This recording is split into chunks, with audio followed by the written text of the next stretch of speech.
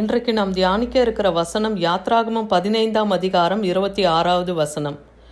நீ உன் தேவனாகிய கர்த்தரின் சத்தத்தை கவனமாய் கேட்டு அவர் பார்வைக்கு செம்மையானவைகளை செய்து அவர் கட்டளைகளுக்கு செவி கொடுத்து அவருடைய நியமங்கள் யாவையும் கை கொண்டால் நான் எகிப்துக்கு வரப்பண்ணின வியாதிகளில் ஒன்றையும் உனக்கு வரப்பண்ணேன்.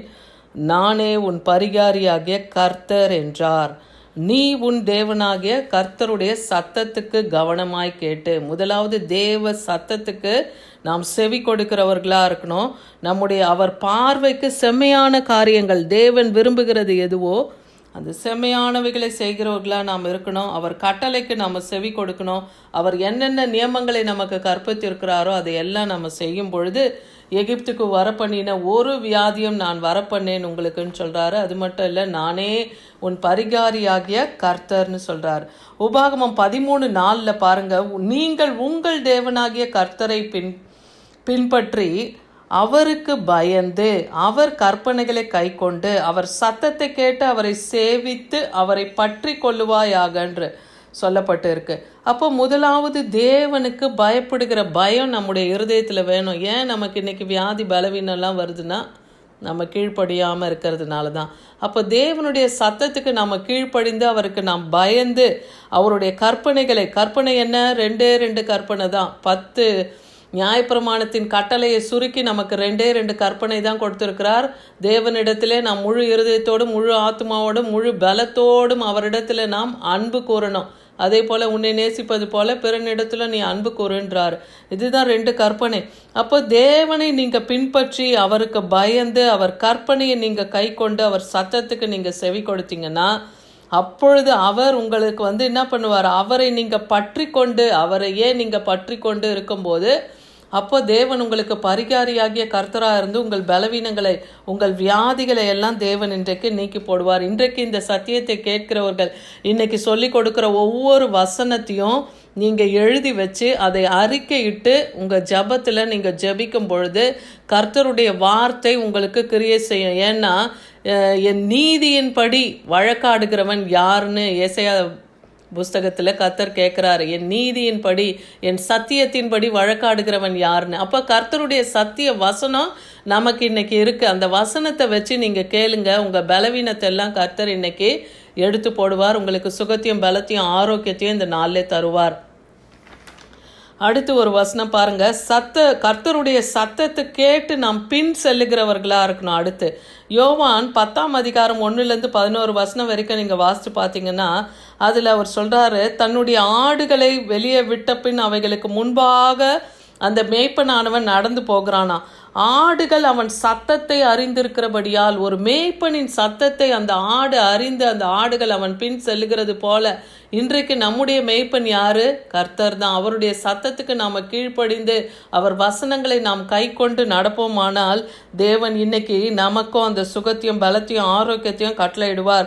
ஏசாயா 6:8 பாருங்க, யார் என் காரியமாய் போவான் என்று உரைக்கிற சத்தத்தை கேட்டேன்னு இங்கே ஏசாயா சொல்றாரு.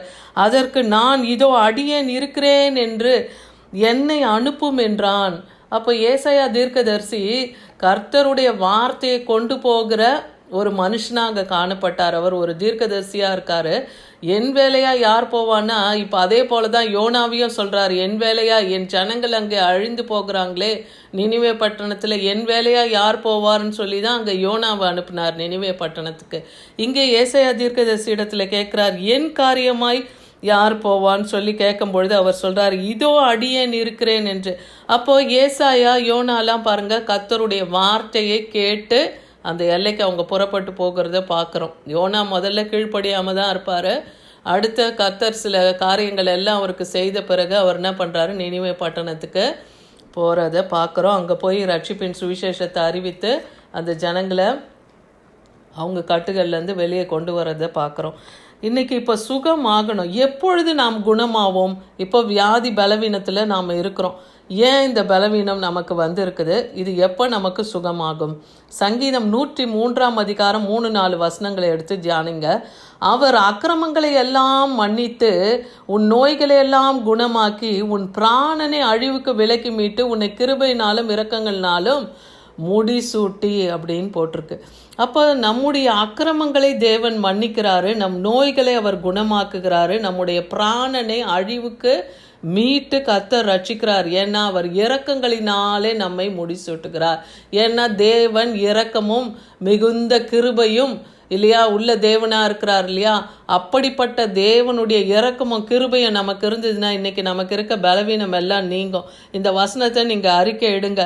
உன் அக்கிரமங்களை எல்லாம் மன்னித்து உன் நோய்கள் எல்லாம் குணமாக்குவேன், என் பிராணனை அழிவுக்கு மீட்பேன் என்று சொன்னீரே, எழுதி இருக்கிறதே, இந்த வார்த்தை வேதத்தில் எழுதி இருக்கிறதே, இதை நாங்கள் இந்த வார்த்தையை நாங்கள் விசுவாசிக்கிறோம், எங்களுக்கு சுகம் உண்டாகட்டும்னு சொல்லி நீங்கள் அறிக்கை இடும்போது அந்த பலவீனம் உங்களை விட்டு நீங்கும். சங்கீதம் 107:20 பாருங்க. அடுத்து என்ன பண்றாருன்னா, அவர் வசனத்தை அனுப்பி நம்மை குணமாக்குகிறார். இப்போ நான் தான் சொல்றேன், வசனத்தை நீங்க என்ன பண்ணுங்க, விசுவாசித்து அறிக்கையிட்டு ஜெபிங்க. அப்ப அவர் தமது வசனத்தை அனுப்பி குணமாக்கி அவர்களை அழிவுக்கு தப்புவிக்கிறார்னு இங்க வசனம் இருக்கு. சங்கீதம் 107:20. அவருடைய வசனங்கள் என்னென்ன சொல்றாரு, என் தழும்புகளால் குணமாவீர்கள்னு சொல்றாரு. அது எங்க இருக்கு? ஏசாயா 53:5. அந்த வசனத்தை நீங்க என்ன பண்ணுங்க, விசுவாசித்து அறிக்கையிடுங்க. அதே போல ஏசாயா 40:29 சொல்றாரு, சோர்ந்து போகிறவனுக்கு அவர் பலன் கொடுத்து சத்துவம் இல்லாதவனுக்கு சத்துவத்தை பெருக பண்ணுகிறார்னு வேதத்தில் எழுதியிருக்காப்பா. இப்பொழுது நாங்கள் சோர்ந்து போயிருக்கிறோம், எங்களுக்கு உங்களுடைய சத்துவத்தினாலும் பலத்தினாலும் எங்களை இடைக்கட்டுங்கன்னு நீங்கள் ஜெபிங்க. அப்பொழுது உங்கள் பலவீனம் உங்களுக்கு நீங்கும். அதே போல் எரேமியா 30:17 சொல்கிறார், நான் உனக்கு ஆரோக்கியம் வரப்பண்ணி உன் காயங்களை ஆற்றுவேன் என்று கர்த்தர் சொல்லுகிறார்.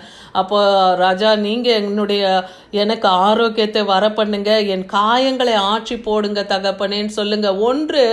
2 விதமான காயங்கள் இருக்குது. ஒன்று சரீரத்திலே வருகிற வியாதி பலவீனத்தின் காயங்கள், இன்னொன்று ஆத்ம பாரம், ஆத்ம கவலையினாலே உண்டாகிறதுனால வருகிற பலவீனங்கள் இல்லையா. 2 விதம் இருக்குது. அது எல்லாமே கர்த்தர் குணமாக்குவார்.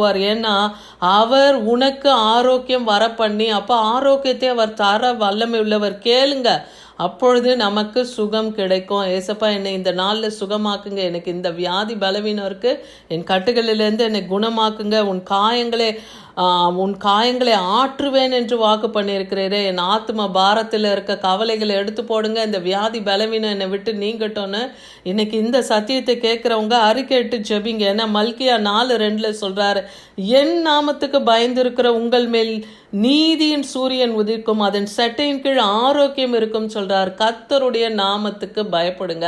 அப்படின்னா என்ன? தீமையை விட்டு நம்ம விலகணும், அக்கிரம கிரியைகளை விட்டு நாம் விலகி அவர் நாமத்துக்கு நாம் பயந்து நடக்கும்போது அவருடைய நீதியின் சூரியன் நம்ம மேலே உதிக்கும். அவர் நீதி நமக்குள் வெளிப்படும். அவருடைய சட்டையின் நிழலிலே நமக்கு ஆரோக்கியம் உண்டு. சட்டை என்றால் அவருடைய கரத்தின் நிழலிலே நமக்கு ஆரோக்கியம் உண்டு. இந்த மல்கியா 2 வசனத்தை கூட நீங்கள் அறிக்கையிட்டு ஜெபிங்க.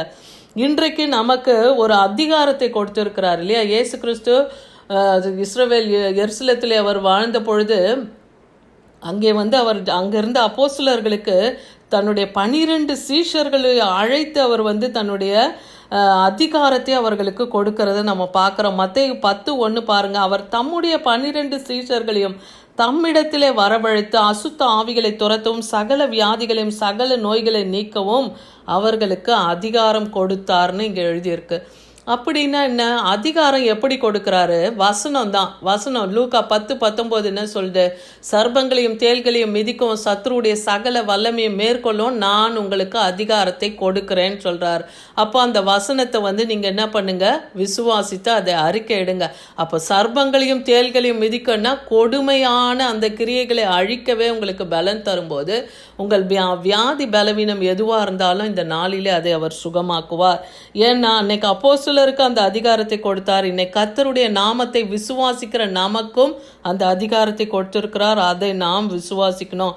அவர் நாமத்திலே சுகம் உண்டு, அதை விசுவாசிங்க. இயேசு கிறிஸ்து என்னும் நாமத்திலே நீங்கள் சுகத்தை கேளுங்க. இயேசு கிறிஸ்து நாமத்திலே நான் சுகத்தை பெற்றுக்கொண்டேன்னு விசுவாசிக்கிறேன்னு அறிக்கை இடுங்க. அப்போ அந்த விசுவாசமே கிரியை செய்து உங்கள் பலவீனங்களை எடுத்து போடும். அடுத்து யாக்கோபு 5:14-16 வசனத்தில் பாருங்க. உங்களில் ஒருவன் வியாதிப்பட்டால் அவன் சபையின் மூப்பரிடத்திலே வரவழைப்பானாக. அவர்கள் கர்த்தருடைய நாமத்தினாலே அவனுக்கு எண்ணெயை பூசி அவனுக்கு ஜபம் பண்ண கடவர்கள். அப்பொழுது விசுவாசம் உள்ள ஜபம் பிணியாளியை ரட்சிக்கும்னு சொல்றார். அப்போ வியாதிப்பட்டால் நாம் என்ன பண்ணோம்? சபை மூப்பர்களை அழைத்து நாம் வீட்டுக்கு கூட்டி நம்ம ஜெபிச்சோம்னா நமக்கு சுகம் உண்டாகும். அதே போல் கர்த்தருடைய நாமத்தில் நமக்கு இப்போ ப்ரேயர் பண்ணி எண்ணெய் தராங்க இல்லையா, அந்த எண்ணெயை பூசி நம்ம ஜெபிக்கும் போது நமக்கு விடுதலை உண்டாகும். அதே போல் விசுவாசமுள்ள ஜபம். அப்போ ஒருத்தர் வியாதி பெற்றிருக்காங்கன்னா சபையில் எல்லாரும் ஒன்று கூடி அந்த வியாதிப்பட்டவர்களுக்காக ஜெபிக்கும் போது, அதே போல் நீங்கள் யாருக்கு கேள்விப்படுறீங்களோ அப்படிப்பட்டவங்களுக்கு நீங்கள் குடும்பமாக நீங்கள் அவங்களுக்காக ஜெபிக்கும் போதும் கர்த்தர் அந்த பிணியாளியை ரட்சிப்பேன்னு சொல்கிறார். கர்த்தர் அவனை எழுப்புவார்னே இந்த வசனம் சொல்லுது. அவன் பாவம் செய்தவன் ஆனால் அது அவனுக்கு மன்னிக்கப்படும். நீங்கள் சொஸ்தமடையும் படிக்கு உங்கள் குற்றங்களை ஒருவருக்கொருவர் அறிக்கையிட்டுன்னு இங்கே சொல்கிறாரு. ஒருவருக்கொருவர் ஜபம் பண்ணுங்கள். அடுத்து ஒருத்தன் பாவம் செஞ்சுருக்கான், அந்த பாவத்தை உணர்ந்து கர்த்தரிடத்தில் அவன் மன்னிப்பு கேட்டான்னா அப்போ அவனுடைய பலவீனத்தை அங்கே அவர் கட்டவிழ்க்கிறார். அதே போல் உங்களுடைய குற்றங்களை ஒருவருக்கொருவர் சொல்லி நீங்கள் என்ன பண்ணுங்க, ஒருவருக்கொருவர் நீங்கள் ஜெபித்து கொள்ளுங்க. ஏன்னா யோபு தன் சிநேகிதர்களுக்காக ஜெபித்த பொழுது கர்த்தர் அவன் முகத்தை பார்த்தார்னு வேதவசனம் சொல்லுது. அப்பொழுது அவனுடைய காரியங்கள் மாறுச்சு இல்லையா, அவன் வியாதி பலவீனம் மாறுச்சு, அவன் இழந்தவைகளை எல்லாம் கர்த்தர் ரட்டத்தனையாக கொடுத்தார். அதுபோல் இன்றைக்கி ஒருவர் குற்றத்தை ஒருவர் சொல்லி நீங்கள் அறிக்கையிட்டு ஒருவருக்கு ஒருவர் நீங்கள் ஜெபித்து கொள்ளும்போது கர்த்தர் உங்கள் கட்டுகளை இந்த நாளில் அவிழ்ப்பார். அதே போல் ஒருவருக்கொருவர் ஜபம் பண்ணுங்கள், நீதிமான் செய்யும் ஊக்கமான ஜபம் கேட்கப்படும்ன்றார். அப்போ ஒருத்தன் உண்மையும் உத்தமமாக செம்மையான வழியில் நடக்கிறவனா இருந்து அவன் மற்றவங்களுக்காக ஜெபிக்கும் பொழுதும் அந்த ஜபத்துலேருந்து விடுதலை கிடைக்கும் இல்லையா. அப்போ ஒருவருக்கொருவர் நீங்கள் அப்படி ஜெபிக்கும் பொழுதும் உங்களுக்கு அங்கே விடுதலை உண்டாகும். இன்றைக்கி கர்த்தர் கொடுத்திருக்கிற அந்த வார்த்தையின்படியே நாம் முதலாவது அவர் சத்தத்தை நாம் கவனமாய் கேட்டு செம்மையான வழியிலே நடந்து அவர் கட்டளைகளையும் கற்பனையும் நம்ம கை கொண்டோம்னா எகிப்துக்கு வரப்பண்ணின வியாதி ஒன்றையும் நமக்கு வரப்பண்ண மாட்டார். ஏன்னா அவர்தான் நம்முடைய பரிகாரியாகிய கர்த்தர். இதை விசுவாசிக்கிறவர்கள் ஆமேன் என்று சொல்லுங்கள். இந்த வார்த்தையை இன்னைக்கு கொடுத்த ஒவ்வொரு வசனத்தையும் நீங்கள் தியானித்து ஜெபிக்கும் பொழுது உங்களுக்கும் பரிபூர்ண சுகம் உண்டாகும். ஆமேன்.